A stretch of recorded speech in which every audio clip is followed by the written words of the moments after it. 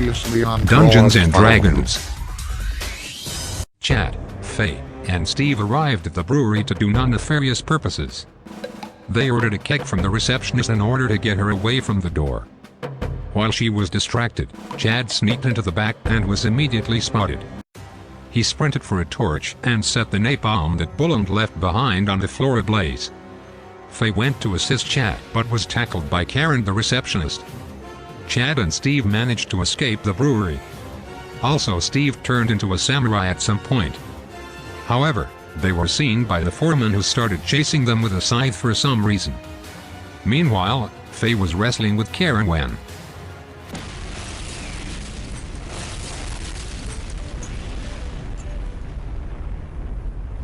somehow Faye survived the explosion and ran into the ocean.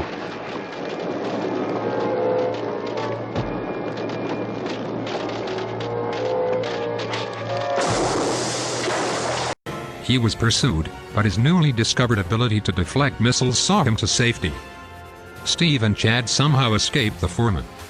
I'm not really sure. The narrator may have been a little distracted at this point. While all this was going on, Bullet, Allura, and Rory were waiting at the estate. The explosion caused a number of the guards to move out of the estate to investigate.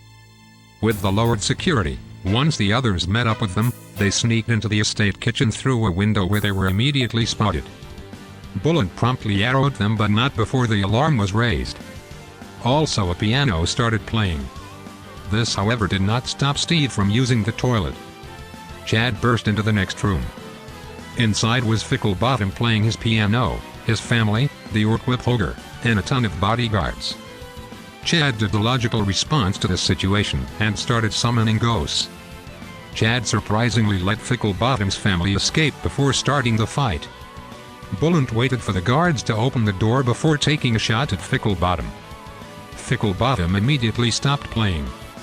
However, this attack appeared to only make him more powerful because he pulled out a flute and started playing. Chad was unable to stop Ficklebottom by being locked in battle with his rival Ogre. That's when Allura cast silence on the entire room.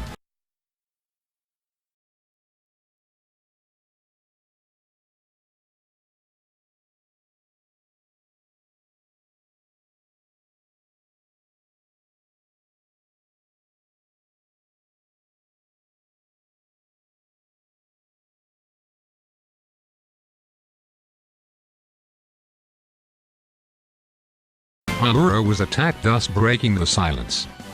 However, Ficklebottom used the chance to escape upstairs. Faye started playing the piano to drown out Ficklebottom's music and deflecting any missiles that came his way. Rory, having finally defeated the bathroom guard, helped out with some honks. Having his performance ruined, Ficklebottom went into a rage and pulled out his sitar. He used the power of his sitar to heat the metal in Chad's sword. However, it also caused Ogre to have an aneurysm. Chad, despite having lost his hands, charged the last bodyguard with his spear, and they both went over the railing, crushing the guard. Between Faye's fist and Bullet's shots, Ficklebottom could no longer hold his form. Ficklebottom transformed into a Satan. With this revelation, the pun of his gang's name was too much for Chad as he burst into uncontrollable laughter. Ficklebottom pulled out his horn and used it to insult Faye's movies. This caused Faye to be paralyzed by rage. Our heroes were on the verge of defeat when all of a sudden Rory appeared and paralyzed Ficklebottom with his magic mic dancing. Being unable to defend himself, Bullet shot him point blank in the head. Having been defeated, Ficklebottom melted while playing the tiniest violin. Our heroes were once again a shining example of justice and morality. And that was when Chad added a new head to his collection.